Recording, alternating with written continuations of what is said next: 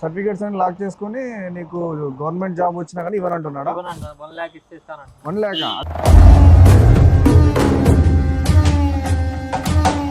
ఇట్లాంటి వర్కర్స్ను రెగ్యులర్గా సిటీలో పని చేయించుకొని అన్యాయంగా వదిలిపెట్టడం కామన్ ప్యాషన్ అయిపోయింది మీకు.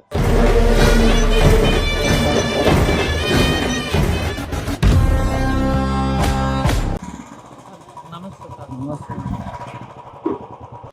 సార్ నేనే సార్ ఫోన్ చేశాను. పోలీస్ బాక్స్ ఫోన్ చేశారు మీరేనా? ఏమైంది బాబు? సార్ నేను ఇక్కడ 1 year నుంచి జాబ్ చేస్తున్నాను. ఎక్కడ? Ice cream parlour. ఓకే, ఏం జరిగింది? మా ఓనర్ ఇక్కడ సర్టిఫికేట్ సార్, నాకు గవర్నమెంట్ జాబ్ వచ్చింది సార్. ఏం పేరు నీ పేరు? నా పేరు రవి సార్. రవి రాసుకో రాజేష్.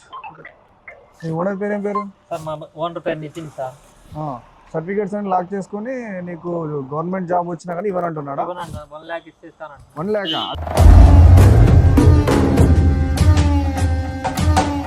ఏంది? నన్ను అప్పు తీసుకున్నావు నువ్వు? లేదు సార్, నేను తీసుకోలేదు సార్. నిజం చెప్పు సార్ 3 months శాలరీ కూడా రావాలి సార్. సరే పిలు ఒకసారి, మీ ఓనర్ని పిలు. బాగా అలవాటు అయిపోయింది వర్క్ చేయించుకోవడం. పాపం ఈ కష్టపడ్డ వాళ్ళను ఎంప్లాయీలని ఊరికే పంపించారు. నమస్తే అండి, చెప్పండి. ఈ అబ్బాయి తెలుసా మీకు? తెలుసు సార్, మా పార్లర్లోనే పనిచేస్తాను సార్.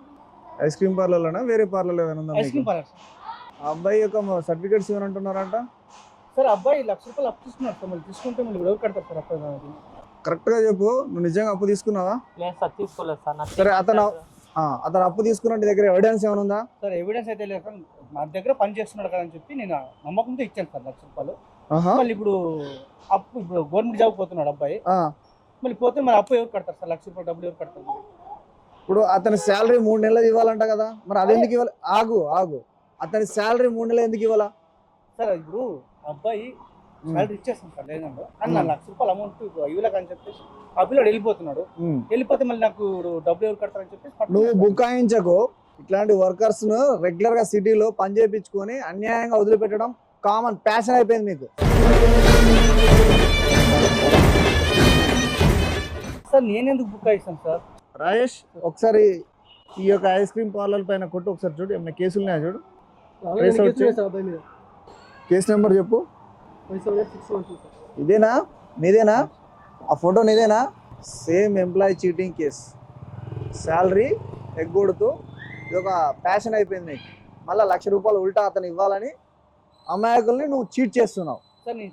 యూజ్లెస్. ఏం మాట్లాడుతున్నావు? అమ్మాయి అవుతుందా? దగ్గర వర్క్ చేసే వర్కర్స్ పాపం వాళ్ళ వెల్ఫేర్ చూసుకోవాలి, వాళ్ళ బాగోగులు ఏమంటే చూసుకోవాలా. ఏం చదువుకున్నావు నువ్వు? ఏం లేదు సార్. ఏం లేదు సార్. చదువులో నీలాంటి వాడికి ఎలా తెలుస్తుంది? నువ్వేం చదువుకున్నావు? సార్ నేను డిగ్రీ అయిపోయింది సార్. డిగ్రీ చదవాలంటే ఎంత కష్టపడాలా? మళ్ళీ జాబ్ కొట్టాడంట, గవర్నమెంట్ జాబ్. ఎంత కష్టపడి ఉంటాడు? ఏమన్నా చదివిపించావా అబ్బాయికి? చదివిపించావా చెప్పు. లేదు సార్. మరి అతని సర్టిఫికేట్ నీ దగ్గర ఎలా పెట్టుకుంటావు?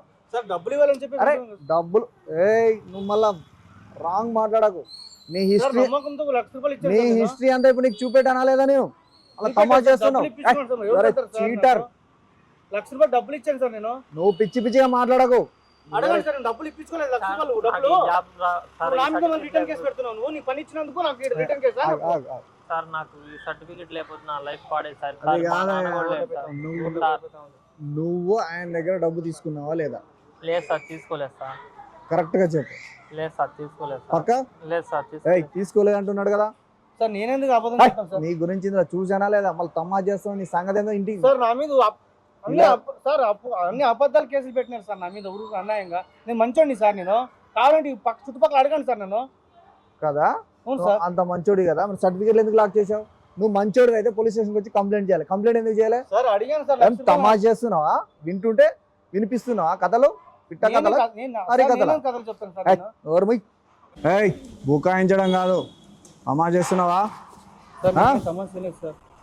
అంతా నాకు అర్థమవుతుంది. నువ్వు చీటర్ అండ్ ఫ్రాడ్ మాకు తెలుసు. ఆల్రెడీ చీటింగ్ కేసులు నీ పైన ఫుల్గా ఉన్నాయి. ఎక్కువ డ్రామా చేయ మాకు. నాకు శాలరీ లేకపోయినా పర్లేదు సార్.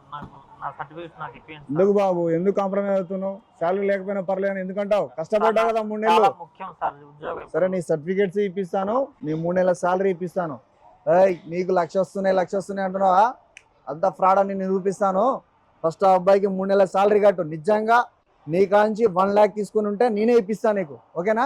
ఆ అబ్బాయి సర్టిఫికేట్స్ అబ్బాయికి ఇవ్వాల్సిన 3 నెలల సాలరీ ఇవ్వలేదనుకో తాటా తీస్తా. రేపు మార్నింగ్ వచ్చి తీసుకో. రాయండి రాయేష్, పెట్టు సంతకం పెట్టు. పెట్టవా పెట్టు. సార్ నాకు ₹1,00,000 సార్. ఏయ్ పెట్టు. ఇంకొకసారి నా దగ్గర ఎవరినైనా సరే పని చేపించుకొని పైసలు ఇవ్వకుండా సతాయించను, ఇబ్బంది పెట్టను, తప్పుడు వాక్యాలతోటి ఎవరిని ఇబ్బంది పెట్టను అని రాసి సంతకం పెట్టావు. అర్థమవుతుందా? ఇదే ఫస్ట్ అండ్ లాస్ట్ వార్నింగ్. రేపు మార్నింగ్ అతనికి 3 నెలల salary at the same time certificates clear చేసి పంపాలా, లేదని తాట నేను తీస్తా. అర్థమవుతుందా?